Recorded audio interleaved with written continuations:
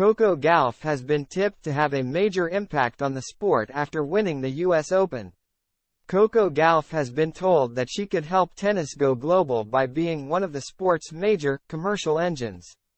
Australian Open boss Craig Tiley is happy to see the success of so many American players like Gauff and claims they can attract a bigger market.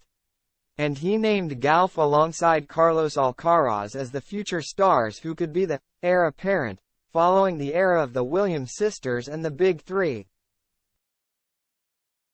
Gauff has long been tipped for big things after making a breakthrough at Wimbledon when she was just 15 years old. The American has become a solid top 10 player and recently achieved her biggest feat, winning her maiden Grand Slam title on home soil at the US Open. Now sitting at number 3 in the world, the teenager is joined by plenty of talented Americans in the WTA rankings, including world number 5 Jessica Pegula and 11th ranked Madison Keys. And the Australian Open tournament director believes that the success of American women, especially Gauff, could change tennis by helping the sport reach a huge global audience. Well, look, we have been fortunate. We came through an era of having great champions, American champions. We have the US players reaching the highest levels of the game, Tiley said. That's why Coco Gauff is going to be so great for the sport. It is the commercial engine of the sport globally. So, I think that's great for the sport, having more of that.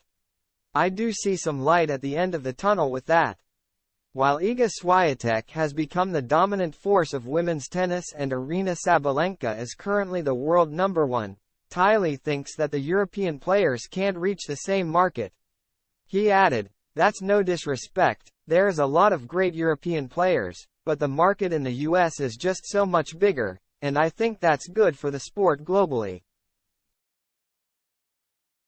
Tiley's comments come as the tennis landscape is making a shift, with Serena Williams and Roger Federer retiring last year. Venus Williams and Rafael Nadal have barely played due to injury issues. It has left Novak Djokovic as the only player from their dominant era to continue winning Grand Slam titles. But the Australian Open boss thinks there are plenty of players ready to take over, especially Gauff and Alcaraz. On the men's side and the women's side, there's quite a lot.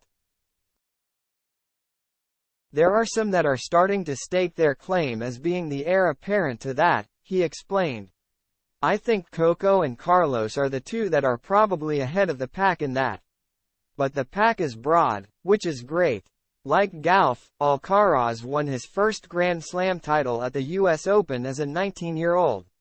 When the Spaniard lifted the trophy in 2022, he also became the youngest world number 1 in ATP history.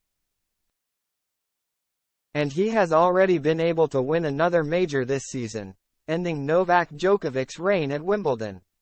Alcaraz became the first man outside of the Big Four to lift the trophy at SW19 since 2002 and the first man in a decade to beat Djokovic on center court when he won a thrilling 5-set final.